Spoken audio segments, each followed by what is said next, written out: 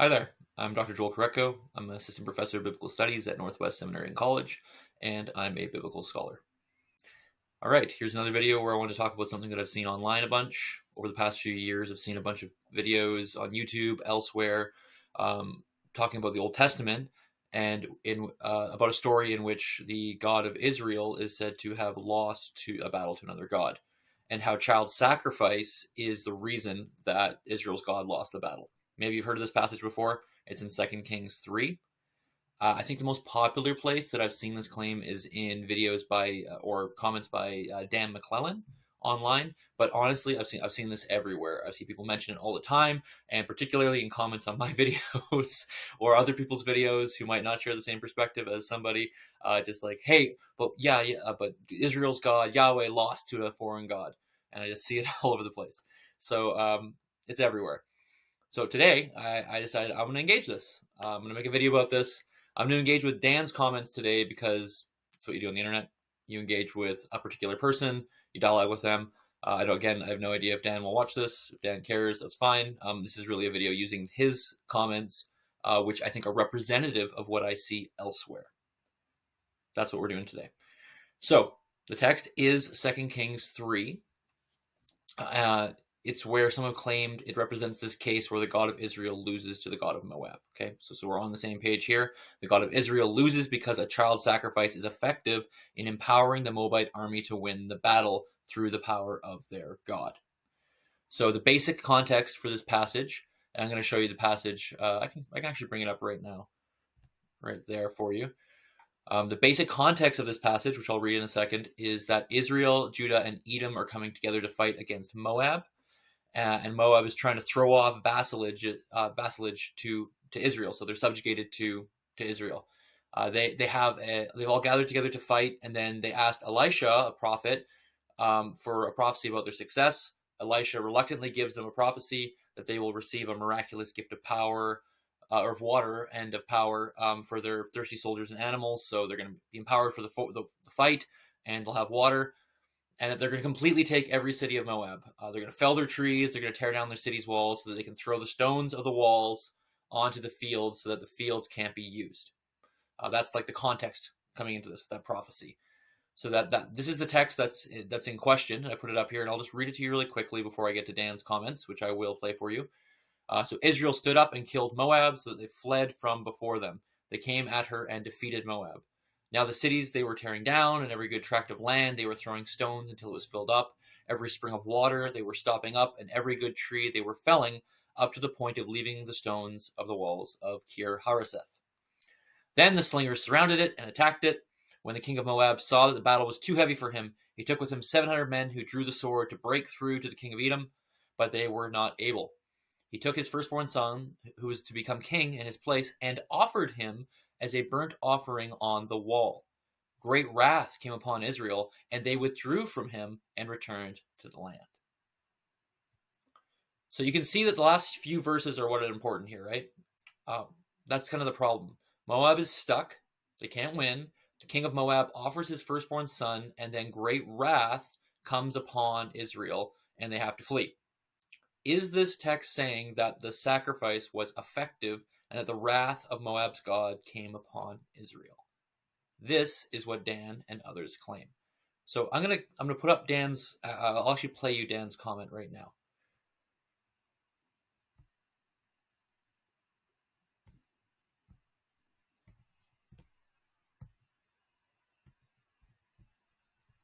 Israel. And what happens? Right as they're going to win, the Moabite king offers his son, an heir to the throne, as a human sacrifice on the city wall. And the very next thing that the text says is there was great fury against Israel, and they packed up and left. Mission failed. They did not fulfill the prophecy. And most scholars who look at this text say, unless we're just going to make stuff up in order to protect our dogmas, the text can only lead to one conclusion. The human sacrifice successfully catalyzed the intervention of the Moabite patron deity Chemosh, who then intervened and drove off the invading force and their deity. The exact same thing that happened. Okay. So I hope you heard what was said there. I'm going to emphasize a few things that were just said. I want to emphasize what he said, that he says most scholars say something. He also says that they agree that anyone who disagrees with that position, the one he just said, are, quote, making stuff up to protect dogmas, unquote. So in other words, to protect biases. And so this is what I've heard not just from Dan, but others online as well. So in other words, if you're either biased and unwilling to accept the plain, obvious data and interpretation, or you're kind of clutching your dogmatic pearls. It is one or the other. This interpretation is what, quote, most scholars say. Now, I'm not sure what Dan or others mean by most scholars. Maybe he doesn't include evangelical or confessional scholars in that group. Sure. Fine. Dan can do what he wants. I imagine that's what he might be doing here. I don't think it's a fair division, but I'm going to assume, for the sake of this entire video, that's what he meant. Evangelical, low-tier publications, whatever. They don't count. Most scholars, serious scholars, they only take that position. And remember what he said there. He said, unless we're going to make stuff up to protect our dogmas, the text can only lead to one conclusion, which is his interpretation that we've talked about. Now, Dan actually made another video where he says essentially the same thing. I think it's important to point out so that I don't unfairly characterize his or others' positions. I don't think this was just a one-off mistake in what he's saying or others are saying. In that video, it's actually on this specific passage. I'm not going to play it for you, but he says, I'll just quote it. He says that any reading but his is an example where people are trying to, quoting him, to gin up scenarios that are not in evidence, unquote. So that's from his actual video on the subject. I'll have it linked below. I'll have both linked below. One is in a conversation with Gavin Ortland, and the other one is a video, just a separate video on the subject. So he is doubling down on this. He said it. I think it's fair to say this is his position. Anyone else is ginning up stuff. It's this interpretation or die, essentially. Or dogma, I should say. Okay. So, is Dan and are these others in the comment section, are they right? Do most scholars agree with this interpretation, which is his and their claim the most obvious and plain reading of that is only to be escaped due to dogma? So I'm going to put my cards on the table here. I didn't come to this subject with a preformed opinion. I was completely open to the claim that this interpretation was the absolute consensus out there. I'm not a King scholar. I am a biblical scholar. I work in the Old Testament. I work a lot in the Pentateuch, especially in Exodus and especially in legal materials. So I just came in going, okay, sure. Dan is probably right when he says that everybody basically thinks this, except for maybe some crazy evangelicals or confessional people. Even if that was true, consensus to me is a tool. It is not a human right that you draw on. It's one of the things you pull out and go, okay, I'm measuring and making an assessment based on this. But it's an important one, a very important one. So I came in going, all right, let's find out. And my basic process for making this video is as follows. I read the text in Hebrew over and over again. I came to my own kind of tentative position, and then I went into the academic literature to see what it said. And basically, I expected the overwhelming majority of scholars to go with the Yahweh loses interpretation. It's an effective child sacrifice. Chemosh comes in hot with power. So that's the claim we see all over the internet. Is it correct? Is it the obvious, unbiased reading of the text that a scholar and someone who's being academic is going to come to with this text? I would like to suggest that it is not fair to claim that it only is dogma that leads to a different interpretation of this text. Why?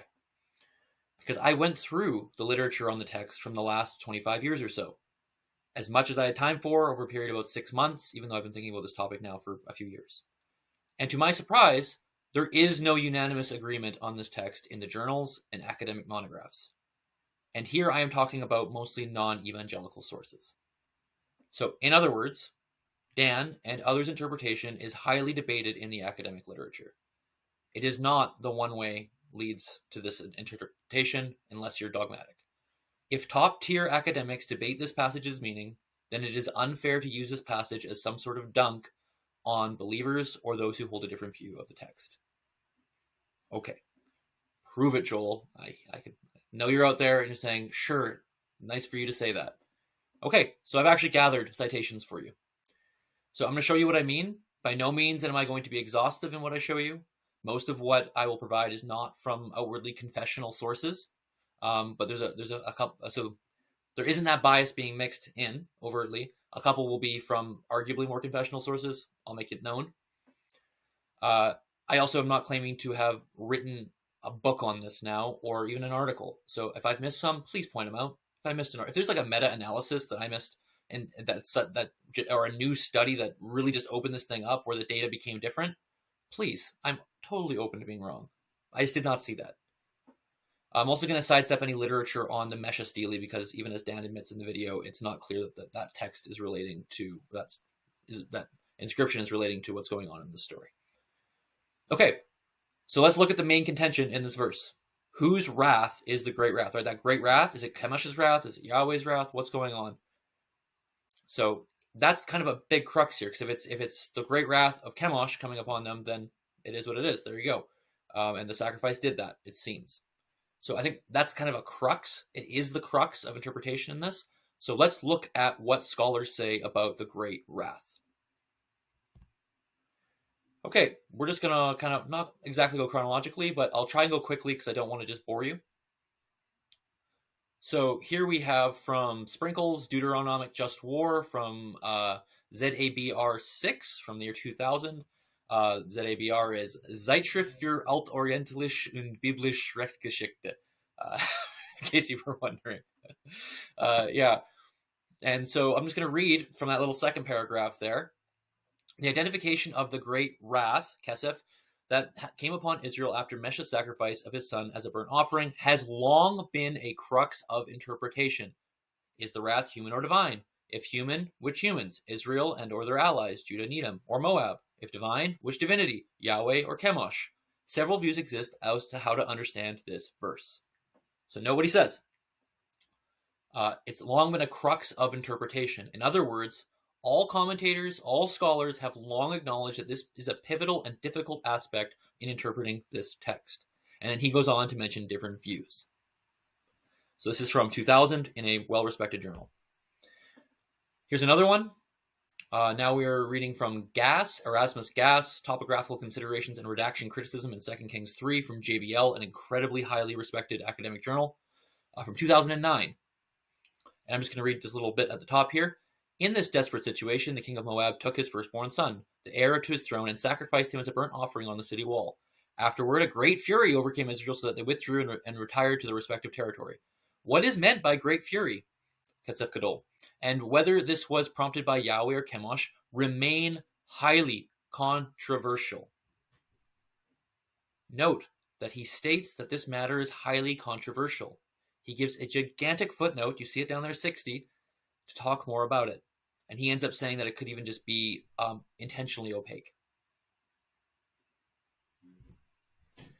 Here's another article. Morschauser, I don't know if I'm saying that right. A diagnostic note on the great wrath upon Israel in 2 Kings 3:27 from JBL 2010. Okay, so I'm not going to read that whole big paragraph. He actually just summarizes Gass, the one I just previously gave you. And he's going to agree that the text is tough. But the second paragraph is important here. Note how he talks about the text. He says, without dismissing either the exegetical difficulties or the hermeneutical possibilities related by the biblical episode, it is worth pointing out that the Ketzef, and he'll go on. So note what he's saying here. He's saying that he's going to give an opinion. He has an opinion. But he readily acknowledges that this text is tough and there are different interpretations that shouldn't be thrown out. The text is not clear. It is not clear. It is a opaque text. Again, so this is now another source I've given you from, this is 2010. So audience, those who are listening to this video, note the caution that scholars use when they approach this passage. Note the caution, because sometimes things are not actually clear. Okay, we'll move to the next one. This is from Raymond Westbrook. He is a giant in biblical studies. Law and Kings, the Book of Kings, Sources, Compositions, Historiography, and Reception from 2010. And all I want to point out for this particular citation here is that he says that the incident we're talking about has long puzzled commentators. So this is a puzzling text, and there are lots of different interpretations on it. And then Westbrook goes on, and he actually does take the Chemosh view, which I'm totally happy to admit, and that's fine. But I want to show you how he couches his language. He says, if the anger of Chemosh were the cause, and then he goes on to talk about his interpretation. Note he's not saying the one and only possible way you could ever read this text. He's just not. And this is, again, one of the biggest scholars in Old Testament, especially in law. Like, he's amazing, Raymond Westbrook. This is the way that they're talking about this passage. He goes on in the second paragraph there to say that Judges 11:24 claims that Chemosh, Moab's god, has territorial sovereignty according to the biblical text. I actually don't like that claim by Westbrook here, because that would mean that he's making that claim based out of the statement from Jephthah's mouth. So it's an unreliable character, a bad quote-unquote character in the narrative, and then they're making a theological statement. I don't treat biblical narrative like that. I don't treat all words as equal. I think Jephthah could definitely be characterized as somebody who admits Chemosh's power, but that does not mean that the narrator himself or herself or themselves thought that the power of Chemosh was such. Rather, that is a character in the narrative. You always want to look for the omniscient narrator to give you your cues for what the text is trying to teach, or is making authoritative, or is trying to set as like a standard. The characters can be flawed, so I don't do that. So I don't agree with Westbrook on that. That's fine. My next source is actually kind of helpful in what I just said. This one is not kind of a critical commentary. This is actually just a paper from Gary Yates, given in 2008. But I thought it was helpful what he says here, and I want to read it to you. So, in the nature of Kesef, that breaks out against Israel in 2 Kings 3:27 is ambiguous in the text is much debated by commentators. This is what I'm telling you. The fact that the noun Kesef refers to divine wrath or anger in 24 of its 26 Old Testament occurrences, with the exception being late passages of Esther 1:18 and Ecclesiastes 5:17, suggests that some form of divine wrath is in view here. The connection of this divine wrath to the act of child sacrifice might suggest that Chemosh breaks out in fury against Israel because he is appeased by Meshach's sacrifice, but this idea seems problematic for the theology of Kings, which elsewhere attributes even the military victories of other nations to Yahweh. And then he gives some examples. So this is a good rebuttal to what Westbrook said, at least the citation he gave. We can see that the theology of Kings, there are other military victories and nations. Their victories of those nations are attributed to Yahweh, which pushes against what Westbrook was saying, I think, at least for the Book of Kings. So again, I think that would be surprising. It's a surprising interpretation, if that's true, about Chemosh, given the tenor of Kings. Here's another one. This is Reinhardratz. Chemosh, wrath, and Yahweh's no ideas of divine wrath in Moab and Israel, in divine wrath and divine mercy in the world of antiquity from FAT2 from 2008. So he talks about so I'm not going to read it out here, but he talks about an earlier version of the text where there's a general divine wrath, not Yahweh or Chemosh. It's just like this kind of mysterious divine thing going on. And he then goes to then says there's a more kind of Hebrew Bible orthodox position you could take involving Yahweh. But an earlier version would have been different. But again, not either of them. And also note the very first line there. No certainty can be arrived at. The meaning of wrath can be limited to some possibilities, and then give some possibilities, which I've just kind of outlined for you. I'm going to give you a highly critical resource here as well. Not that the other ones weren't. This is Stephen L. McKenzie, 1 Kings 16 to 2 Kings 16, International Exegetical Commentary on the Old Testament from Kohlhammer in 2019. 2019 now, we've moved ahead about 9 years. And he states that Yahweh, Chemosh, or another higher power are all options.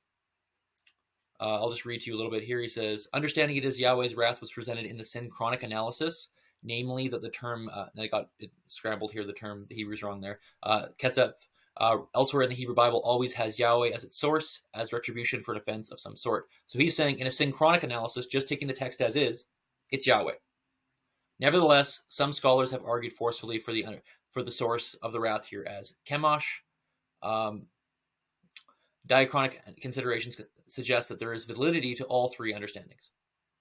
So then you see what he's saying. Like if you take the text apart and as its compositional history in his view, sure, let's go with could be all three. But as the text stands in a synchronic analysis, as it is right now, as we have it, it's Yahweh. Again, this is not evangelical scholarship saying this. So again, if you want to say that diachronically it did at some time refer earliest in its earliest version to Chemosh, which I think McKenzie will hold to, that's still positing a text we don't have. It's an assumption on his part. Fine, make the assumption, make the claim, make the argument. That's not the point of my video. The point of my video is this is highly controversial and debated in the literature. Okay, hopping to another one, and I recognize the time here, so I will go as quick as I can. Thank you for sticking with me. This is Keith Bodner, The Theology of the Book of Kings, from Cambridge University Press from 2019. And this author thinks that the wrath wasn't even a deity's wrath. He's going to say, so he says, the great wrath is often thought to be divine, Chemosh, or Israelite God. But he actually will go on to say that it's the emotion. It's emotion, anger belonging to the Moabite soldiers. Sure. All right. It's an ambiguous text. Go for that argument.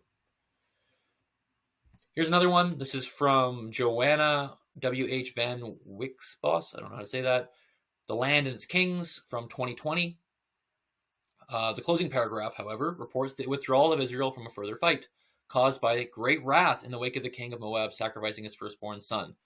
And then she'll go on to label the different views.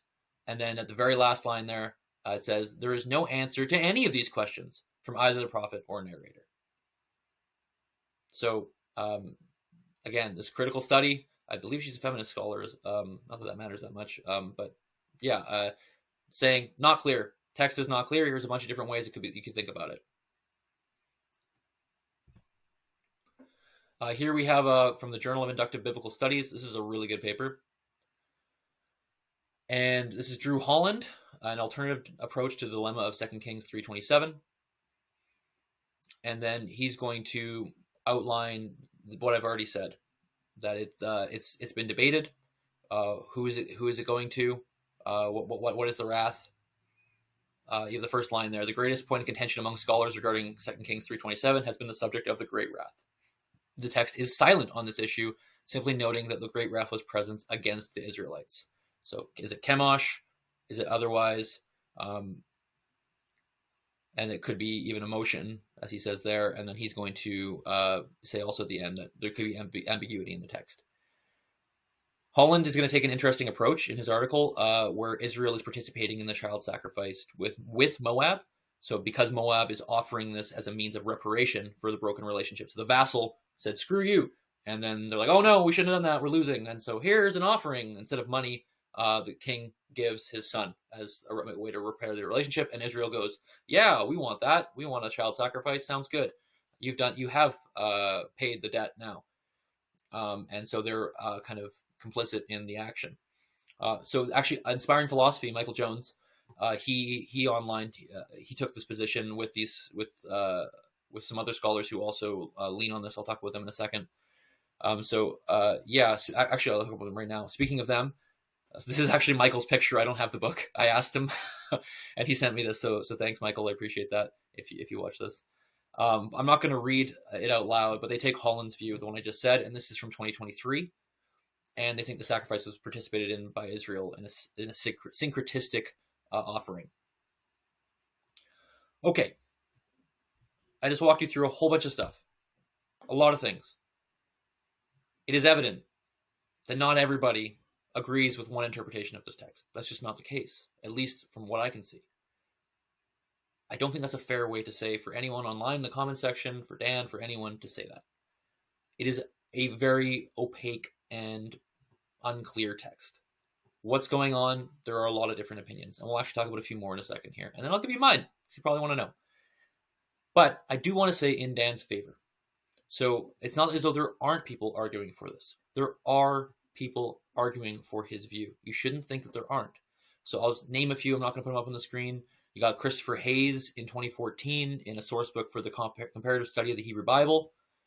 He agrees that it's child sacrifice, invoking and empowering Chemosh. You've got Doling from 2025, A Man After Yahweh Chemosh's Own Heart, from the Rawlings School of Divinity Academic Journal. You've got Ballantine from Monotheism in the Hebrew Bible and Religion Compass from 2022. Whereas in that text, they only say it plausibly implies that Chemosh interceded. So again, backing off a bit. You've got Doak, Ancient Israelites' Neighbors, says in 2020, says it was apparently a successful sacrifice. The Cambridge Companion to the Bible and Literature from Steve A. Wiggins says that he thinks the Chemosh did win. And then finally, the Oxford Handbook on the Book of Kings. That's a pretty big one. In 2024, it does say that wrath is Chemosh's, but doesn't elaborate any further on the mechanics. So that's not to say there aren't sources throughout the last 20, 30, 40, whatever years saying, yeah, okay, yeah, I think the wrath is Chemosh's and that the sacrifice was effective. That is true. That is in the literature. But the way people talk about this, by and large, is this is very vexing and confusing and not clear. So there isn't this one size fits all. There's one interpretation, unless you're being dogmatic. It just doesn't seem to represent what's out there and the actual data we have for this text, which is so little. It's such a short, compact, terse, almost like indecipherable thing that's going on here, because there are a lot of different factors that go into your interpretation. So I don't think anyone should be dogmatic on this text. So at this point, I'm getting to the end of the literature review here, and I hope this is helpful for you. I'm going to give you my interpretation in a second, which is fine. I don't care if you like my interpretation, don't like it, critique it. I don't care, because honestly, I find this text just not clear. So I'll get to it in one sec. But I'm going to put up just a couple quick screenshots of a master's thesis from 2018, and I'm only putting it up. It was an okay thesis. I read through it. It was all right. But I'm putting it up just because there's a literature review, and that's just helpful. So here we have the view that Chemosh, basically Dan's view, and this view that I've been kind of disputing, at least the dogmatism on this view. I'm not disputing the view itself. I think the view, you can hold it. Sure, go for it. But here's various people, and actually you got Dan McClellan cited number 3 there. Cool. And then you've got, this is that the wrath is Yahweh's, and a bunch of different sources there at the bottom. Here we've got the wrath is a human wrath. So no longer a divine wrath, but a human wrath. This one would be external to Israel, so someone else. And then we have an internal wrath, or human wrath, that's internal to Israel here. And you can just go look at all the sources. So, and he's including evangelical sources, which I haven't really done in what I've been giving you here.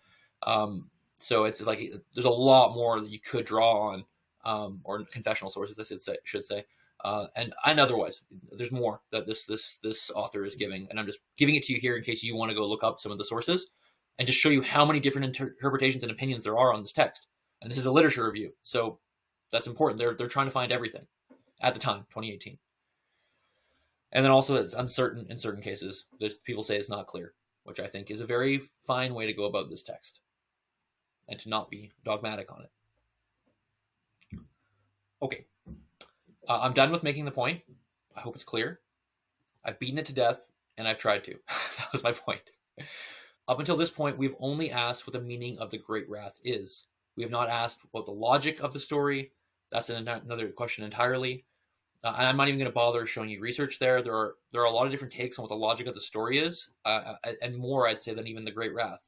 So some think that it's because Israel lost. So some think that what's going on, the wrath, is because Israel lost, and Israel lost because of Elijah's failed prophecy. Some think Israel lost because Elijah was tricking the kings by his words. Some think Israel lost because they shrunk back from the child sacrifice. Some think Israel lost because they participated in the child sacrifice. Some think Israel lost because Israel used bad war practices condemned in Deuteronomy 20. Some think Israel lost because they just retreat with negative emotions.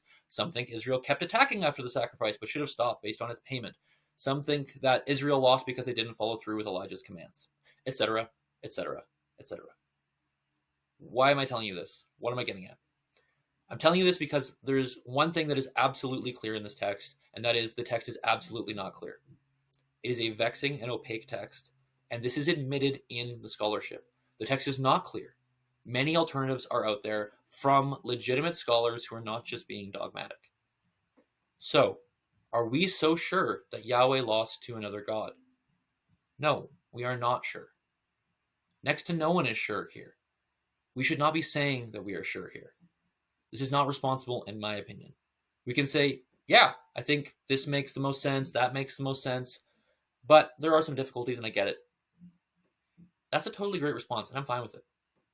But that's not what I see in the comments sections and in discourses online. People are vehemently declaring that Yahweh lost to another god, just like it's a plain fact. That's not accurate. I don't think that even represents what I see out in the scholarship. And again, I'm not like a consensus person. I don't really care that much. It's one tool of many. But it's just, I don't see that going on. So, you've made it 30 minutes in this video. That's kind of the first part, the overview. And in very short, I'm going to go into what I actually think about this text, which doesn't matter at all, because I'm not a King scholar. But I mean, I have my voice. I'm a biblical scholar, and I've written stuff on and published things in Old Testament and in Exodus, Septuagint, that kind of thing. So if you want to hear my opinion on this, here it is. But here's the problem. I actually didn't like anything I read. I worked through this text by myself before I ever read anything on it, like any literature. And I came to a conclusion. I thought, I think this makes more sense than what everybody else is saying. I don't know what to do with that. I guess I'm writing an article. So here, I'll tell you what my opinion is, but I'm totally fine if it's wrong. But I think this makes sense to me. So here's the text again. I won't read it for you, but I've noted something in it. And again, I like different parts of each of the interpretations that I've mentioned. I told you already that I read this text over and over and over before I read anything else on it. So my conclusion when I read it was that Elisha's prophecy was a legit prophecy, and that he expected Israel to participate in it. They have to go and take over Moab. They have to defeat Moab. They were given a green light to conquer. They did conquer Moab in the ways that Elisha said. And then we see that in the background narrative information. So I've noted in like the parentheses there that there's a different syntax in the Hebrew there. It actually kind of offsets it and says, here's background information you need to know into what I'm about to tell you in the story. And you do that in Hebrew by putting like a vav and a noun first, or a vav and sometimes a different kind of verb, verbal stem. I won't go and get into any more than that, but that is in the syntax. So you got this little section that's different, right? And it's trying to signal something to you. So it's saying, okay, that the prophecy does come true up to a point. That's the thing. That's what I have there in the underline. So they did all these things. He said, tear down the cities, the tracts of land, the waters are stopped, every good tree was felled, up to the point of leaving the stones of the walls of Kir Hareseth. I think that's really important. The narrator is at the climax of this background section telling you that something happened up to a point. And the point was they left the stones in one set of walls in Kir Hareseth. I think that's actually the crux of it all.